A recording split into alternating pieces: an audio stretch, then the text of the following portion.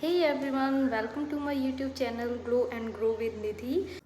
To those candidates who has no idea what to do next, I will suggest if your marks are 40 or above 40, you should start preparing for interview. Now in interview, what will you prepare?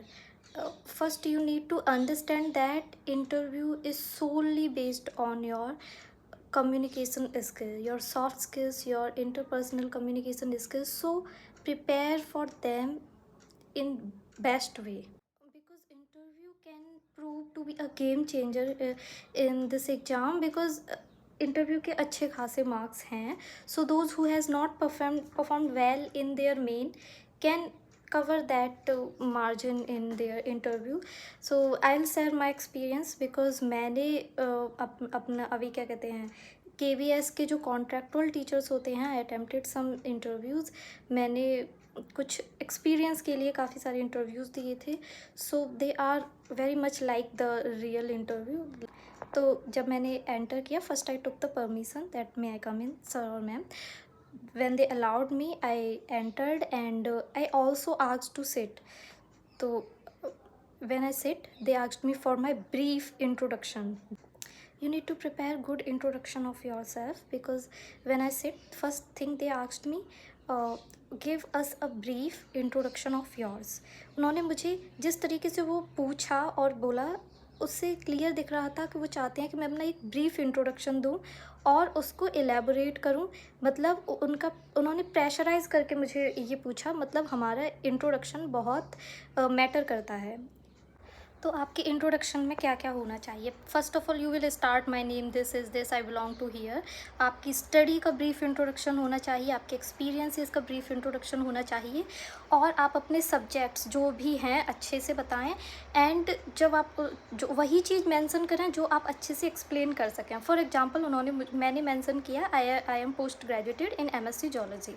सो उन्होंने मुझे पूछा what were your subjects, tell us about one of your teachers name. आपके कुछ teachers का name बताओ और अपने कुछ सब्जेक्ट के बारे में बताओ. It means they will try to understand if I was regular और मैंने अच्छे से स्टडी की है या नहीं. So it also does matter. तो वो हर एक छोटी छोटी चीज़ को नोटिस करते हैं. And one more thing, when you are not able to answer a question, don't panic, because देखो, हर किसी को हर चीज़ नहीं आती है. वो ये चीज़ वो भी समझते हैं और आपको भी समझनी चाहिए. वो क्या नोटिस करते हैं, आप कितने पेशेंट हो, आप प्रेशर को किस तरीके से ले पाते हो, और आप किस कंडीशन में कैसे रिएक्ट करते हो. For example, I was unable to recall my subjects, any of the subjects I was under pressure that time. So I very patiently replied them, I am sorry, I am unable to recall right now, although I was regular, I was studious whatsoever. So आप भी इसी तरीके से जो भी question आपको नहीं आ रहा, यू वॉन्ट बिलीव, मुझे 4 to 5 क्वेश्चन ऐसे थे, they asked me but I was unable to answer. और मैंने बड़ी ही पेशेंटली उनको यही रिप्लाई किया बार बार, that I am unable to recall. After that, first they जब उन्होंने मेरी स्टडी के बारे में पूछ लिया और मेरा उनको इंट्रोडक्शन मिल गया, उसके बाद उन्होंने मुझे पूछा, are you comfortable in teaching. तो I asked them, like, because उनके पास में ही एक वाइट बोर्ड रखा था. I asked them, can I use this white board. तो उन्होंने बोला कि yes, you can use the digital board. वहाँ पे डिजिटल बोर्ड भी था. तो आप जाने से पहले, because you are going to give an interview for becoming a teacher, तो आपको क्या कहते हैं, इन IT इंफॉर्मेशन टेक्नोलॉजी की अच्छी नॉलेज होनी चाहिए. You must be hands on with recent technologies. तो जो डिजिटल बोर्ड पे पढ़ाना था, तो उन्होंने पहले मुझे पूछा, have you ever taught on this digital board. I was not much familiar with that, because तो मैंने उनको बोल दिया कि but I can. First they asked me what is cell. क्या आप बच्चों को सेल पढ़ा सकती हो, और अगर आपको सेल के बारे में बताना हो बच्चों को, तो आप कैसे बताओगी. सो मैंने उसको पहले बच्चों की रियल लाइफ से, अपने सराउंडिंग से उस चीज़ को जोड़ा. जैसे कि NCERT फ्रेम करती है किसी भी चैप्टर की शुरुआत को, वो एक कहानी की तरह, एक कनेक्शन के थ्रू स्टार्ट करती है. तो आपको आपके NCERT के सारे जो चैप्टर हैं, उनकी जो इंट्रोडक्शन है, वो कैसे स्टार्ट करती है NCERT, कैसे रिलेट करती है बच्चों के लिए, उसको कैसे इंटरेस्टिंग बनाती है, ये इस पर आपको अच्छे से फोकस करना है, और वो आपको रिवाइज करके प्रैक्टिस करके जाने हैं.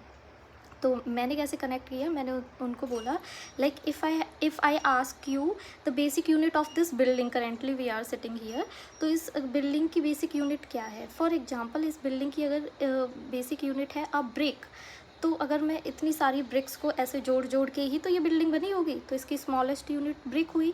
सिमिलरली हर लिविंग बीइंग में एक बेसिक यूनिट होती है जो कि स्मॉलेस्ट पार्ट होती है उस बॉडी का, वो अपने आप में एक फंक्शनल बॉडी होती है। So in living beings this is cell. तो फिर मैंने इधर से कनेक्ट करके और वो they give me a smile on this, जो भी मैंने उसको कनेक्ट करके किया, तो मुझे उससे थोड़ा फीडबैक मिला कि उनको ये चीज़ अच्छी लगी। तो ऐसे ही अपने जो भी टॉपिक है उसको ऐसे स्टार्ट करना है, बच्चों को पहले कंफर्टेबल बनाना है, बच्चों से कुछ क्वेश्चन पुटअप करने हैं, तब उसको स्टार्ट करना है। फिर मैंने आगे बताया ऐसे ही मतलब सेल ऑर्गेनेल्स के बारे में और टाइप्स ऑफ सेल्स के बारे में। फिर उन्होंने पहले ये बेसिक से स्टार्ट किया था, उन्होंने धीमे धीमे उन्होंने मुझे बहुत सारे क्वेश्चंस पूछे and my interview was it and almost around 30 minutes. तो मुझे सो जो भी मतलब अपने आप को प्रिपेयर करके जाएं कि अगर आप उनको एक अच्छे कैंडिडेट लग रहे हैं तो वो हाफ एन आवर तो आपका इंटरव्यू चलने वाला है। तो फिर जैसे ही मैं पढ़ा रही थी उसके बाद उन्होंने और चीज़ें पूछना शुरू की कि जैसे प्रोकैरियोटिक सेल है, इसमें जो न्यूक्लियस होता है, because it is not a well developed nucleus, this is incipient nucleus, so if it is fixed और it moves around in the cell, within the cell. तो ये मैंने कभी भी नहीं पढ़ा था, बस ब्लैंक दैट टाइम। सो मुझे एक वाइल्ड गैस करना था because I am MSc student, तो इतना तो एक्सपेक्ट मुझसे करेंगी कि मुझे चीज़ें डिटेल में पता हो।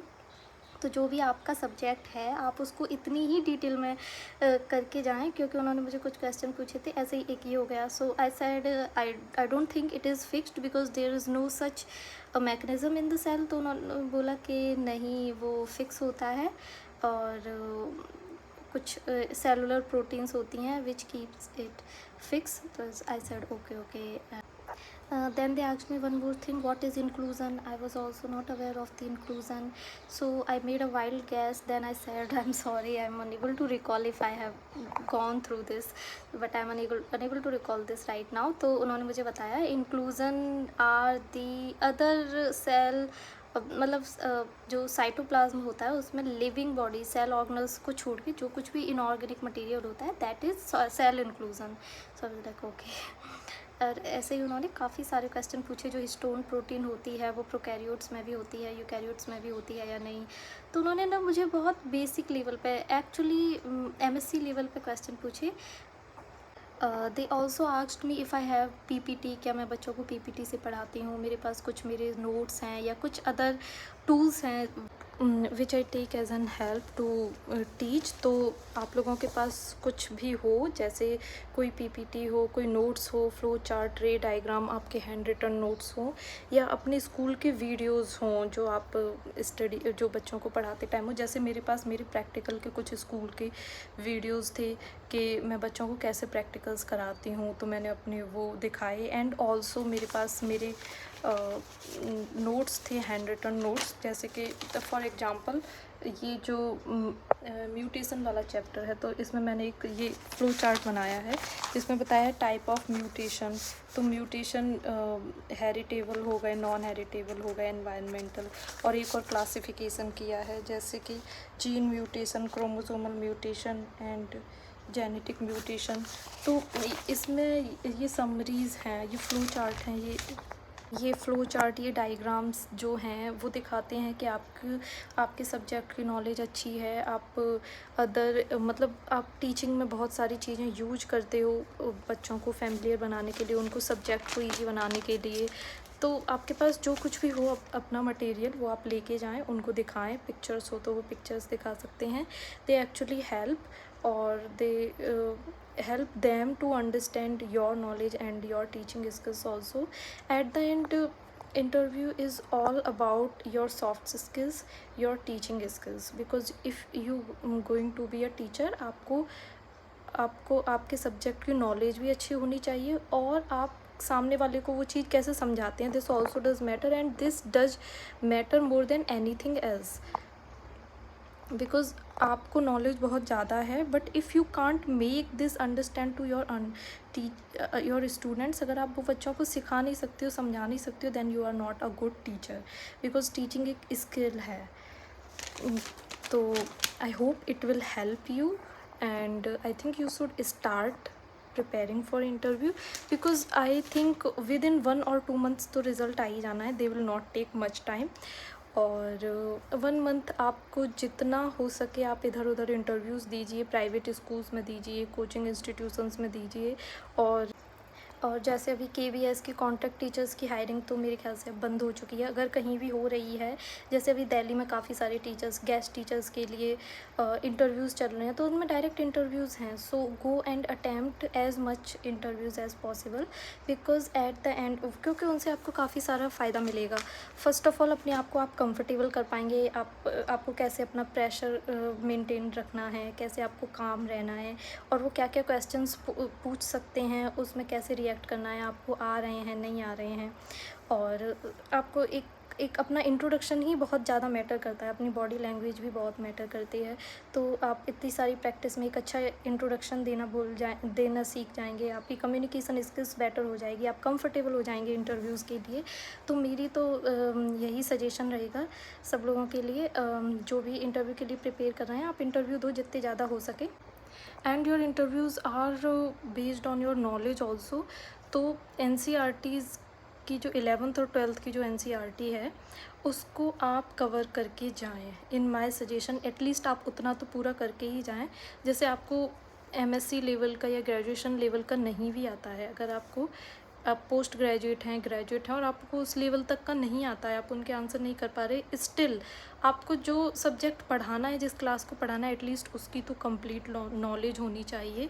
अगर आप फैक्ट गलत बताते हो तो एक नेगेटिव इम्प्रेशन जाता है. ऑल्दो दे अंडरस्टैंड कि फैक्ट मेमोराइज करने वाली चीज़ है, कभी कभी गलतियाँ हो जाती हैं, स्लिप ऑफ माइंड भी हो जाता है, but still if you are a teacher तो वो आपकी हैबिट में होना चाहिए. ऐसे तो आप बच्चों को गलत पढ़ाएंगे तो ये तो नेगेटिव इम्प्रेशन जाएगा. तो आपको इन दिस 1 मंथ आपको ये करना है कि आपको रेगुलर बेसिस पर NCERT के अपने चैप्टर्स रिवाइज करने हैं और उनको पढ़ाने की प्रैक्टिस करनी है. और as much as possible interviews attempt करो अपने आसपास, because at the end interview will be a game changer. And do prepare. If your marks are less, nobody knows what is gonna be the cutoff. If I be honest, cutoff कुछ भी हो सकता है. तो 40 के something तो I think चलेगा. 40 के वैसे भी एक ही महीना है, एक महीने इंटरव्यू प्रिपेयर कर लेने से कुछ भी नहीं हो जाएगा. तो अगर आपके पास कोई और एग्ज़ाम नहीं है तो आप इंटरव्यू की तैयारी शुरू कर दो और बेस्ट ऑफ लक. और हाँ, इंटरव्यू के लिए कुछ चीज़ें जो मस्ट हैं, जो आपको याद रखनी है. Do prepare your brief introduction, एक अच्छा इंट्रोडक्शन जो आपकी नॉलेज दिखाए, आपकी एक्सपीरियंस दिखाए, और जिसमें अगर आपसे कुछ पूछ लिया जाए तो आप उसको अच्छे से आंसर कर सको. तो आपके इंट्रोडक्शन की ये कुछ चीज़ें खास बात होनी चाहिए. सेकंड, आप अपनी कम्युनिकेशन स्किल्स पर whichever language you are going to teach, जैसे कि इंग्लिश और हिंदी ही प्रिपेयर करते हैं मोस्टली लोग, तो आप दोनों में कंफर्टेबल होनी चाहिए. आपको लैंग्वेज पर अच्छी कमांड होनी चाहिए. थर्ड थिंग, आपको नॉलेज अच्छी होनी चाहिए.